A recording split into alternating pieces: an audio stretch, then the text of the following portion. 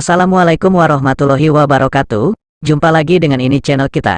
Kali ini kami akan mempersembahkan kisah perjalanan Hadratus Syekh Kiai Haji Hasyim Asy'ari. Tapi sebelum itu alangkah baiknya kita klik like, subscribe, dan bunyikan tombol loncengnya agar bisa mengikuti video berikutnya. Hadratus Syekh Kiai Haji Muhammad Hasyim Asy'ari adalah pendiri pesantren Tebu Ireng, tokoh ulama dan pendiri NU, organisasi Islam terbesar di Indonesia bahkan di Asia Tenggara. Namanya sudah tidak asing lagi di telinga orang Indonesia. Pahlawan nasional ini merupakan salah satu tokoh besar Indonesia abad ke-20.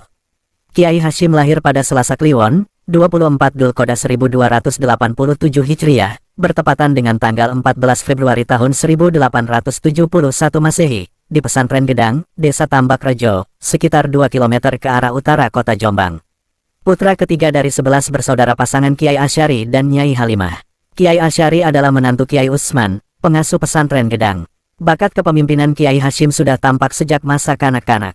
Ketika bermain dengan teman-teman sebayanya, Hasyim kecil selalu menjadi penengah. Jika melihat temannya melanggar aturan permainan, ia akan menegurnya. Dia membuat temannya senang bermain, karena sifatnya yang suka menolong dan melindungi sesama. Pada tahun 1293 Hijriah atau 1876 Masehi, tepatnya ketika berusia 6 tahun, Hasyim kecil bersama kedua orang tuanya pindah ke Desa Keras, sekitar 8 km, ke selatan kota Jombang. Kepindahan mereka adalah untuk membina masyarakat di sana. Di Desa Keras, Kiai Asy'ari diberi tanah oleh sang kepala desa, yang kemudian digunakan untuk membangun rumah, masjid, dan pesantren. Disinilah Hasyim kecil dididik dasar-dasar ilmu agama oleh orang tuanya. Hasyim juga dapat melihat secara langsung bagaimana ayahnya membina dan mendidik para santri. Hasyim hidup menyatu bersama santri. Ia mampu menyelami kehidupan santri yang penuh kesederhanaan dan kebersamaan. Semua itu memberikan pengaruh yang sangat besar pada pertumbuhan jiwa dan pembentukan wataknya di kemudian hari. Hal ini ditunjang oleh kecerdasannya yang memang brilian. Dalam usia 13 tahun, Hasyim sudah bisa membantu ayahnya mengajar santri-santri yang lebih besar daripada dirinya. Di samping cerdas, Hasyim juga dikenal rajin bekerja.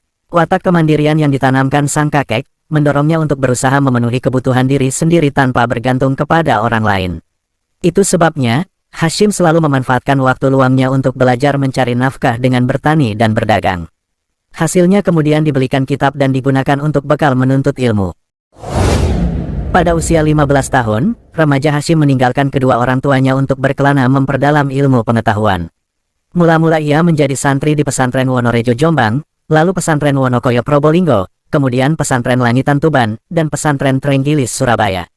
Belum puas dengan ilmu yang diperolehnya, Hasyim melanjutkan rila ilmiahnya ke pesantren Kademangan Bangkalan Madura, di bawah asuhan Kiai Kholil bin Abdul Latif.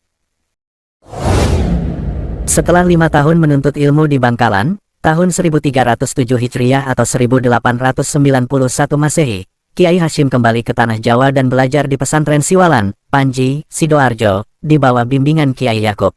Pemuda Hasyim belajar selama 5 tahun di sana. Lalu pada usia 21 tahun, dia dinikahkan dengan Nafisah, salah seorang putri Kiai Yakub. Pernikahan itu dilangsungkan pada tahun 1892 Masehi atau 1308 Hijriah. Tidak lama kemudian, Kiai Hasyim bersama istri dan mertuanya berangkat ke Mekah guna menunaikan ibadah haji. Kesempatan di Tanah Suci juga digunakan untuk memperdalam ilmu pengetahuan. Hampir seluruh disiplin ilmu agama dipelajarinya, terutama ilmu hadis. 7 bulan telah berlalu, Nyai Nafisah pun melahirkan seorang putra yang diberi nama Abdullah. Kiai Hasyim bersama istri dan mertuanya sangat bahagia dengan kelahiran bayi mungil tersebut. Perjalanan hidup terkadang sulit diduga, gembira dan sedih datang silih berganti. Demikian juga yang dialami Kiai Hasyim. Di tengah kegembiraan memperoleh buah hati, sang istri mengalami sakit parah dan kemudian meninggal dunia di Tanah Suci Mekah. 40 hari kemudian, putra beliau, Abdullah, menyusul sang ibu. Kesedihan Kiai Hasyim nyaris tak tertahankan. Namun beliau selalu ingat kepada Allah dengan melaksanakan tawaf dan ibadah-ibadah lainnya. Beberapa bulan kemudian, Kiai Hasyim kembali ke Indonesia untuk mengantar mertuanya pulang. Kerinduan akan Tanah Suci mengetuk hati Kiai Hasyim untuk kembali lagi ke kota Mekah. Pada tahun 1309 Hijriah atau 1893 Masehi, beliau berangkat kembali ke Mekah bersama adik kandungnya, Anis. Namun Allah kembali menguji kesabaran Kiai Hasyim, karena tak lama setelah tiba di Mekah, Anis dipanggil oleh Yang Maha Kuasa. Peristiwa ini tidak membuat Kiai Hasyim hanyut dalam kesedihan. Kiai Hashim justru semakin mencurahkan seluruh waktunya untuk belajar dan mendekatkan diri kepada Allah. Di tengah-tengah kesibukan menuntut ilmu, beliau menyempatkan diri berziarah ke tempat-tempat mustajab, seperti Padang Arafah, Gua Hiro, Makam Ibrahim, termasuk ke makam Rasulullah Shallallahu Alaihi Wasallam. Setiap Sabtu pagi beliau berangkat menuju Gua Hiro, di Jabal Nur, kurang lebih 10 km di luar kota Mekah, untuk mempelajari dan menghafalkan hadis-hadis Nabi. Setiap berangkat menuju Gua Hiro, Kiai Hashim selalu membawa Al-Quran dan kitab-kitab yang ingin dipelajarinya. Beliau juga membawa perbekalan untuk dimakan selama 6 hari di sana. Jika hari Jumat tiba, beliau bergegas turun menuju kota Mekah guna menunaikan sholat Jumat di sana. Kiai Hashim juga rajin menemui ulama-ulama besar untuk belajar dan mengambil berkah dari mereka. Guru-guru Kiai Hashim selama di Mekah, antara lain, Syekh Syuaib bin Abdurrahman, Syekh Mahfuz At-Turmusi, Syekh Khatib Al-Minakabawi, Syekh Ahmad Amin Al-Atar, Syekh Ibrahim Arab, Syekh Said Al-Yamani, Syekh Rahmatullah, dan Syekh Bafadol. Sejumlah Said juga menjadi gurunya, antara lain, Said Abbas Al-Maliki, Said Sultan Hashim Al-Dakhistani, Said Abdullah Al-Zawawi, Said Ahmad bin Hasan Al-Atos, Said Alwi As-Segaf, Said Abu Bakar Syata'at Dimyati, dan Said Husain Al-Habsyi yang saat itu menjadi mufti di Makkah. Di antara mereka, ada 3 orang yang sangat mempengaruhi wawasan keilmuan Kiai Hashim, yaitu Said Alwi bin Ahmad As-Segaf, Said Husain Al-Habsyi, dan Syekh Mahfuz At-Turmusi. Setelah ilmunya dinilai mumpuni, Kiai Hashim dipercaya untuk mengajar di Masjidil Haram bersama 7 ulama Indonesia lainnya, seperti Syekh Nawawi Al-Bantani, Syekh Ahmad Khatib Al-Minakabawi, dan lain-lain.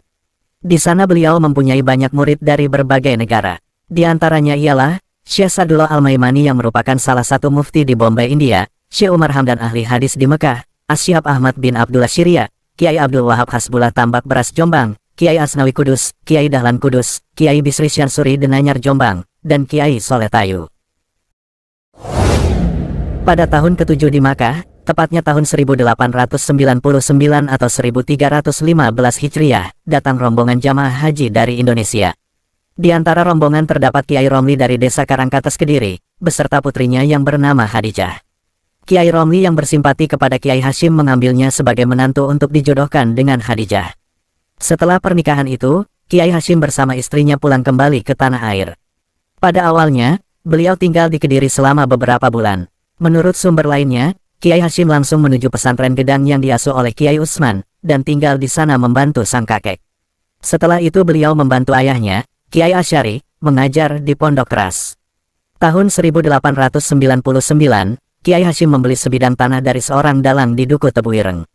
Letaknya kira-kira 200 meter sebelah barat pabrik gula cukir, pabrik yang telah berdiri sejak tahun 1870.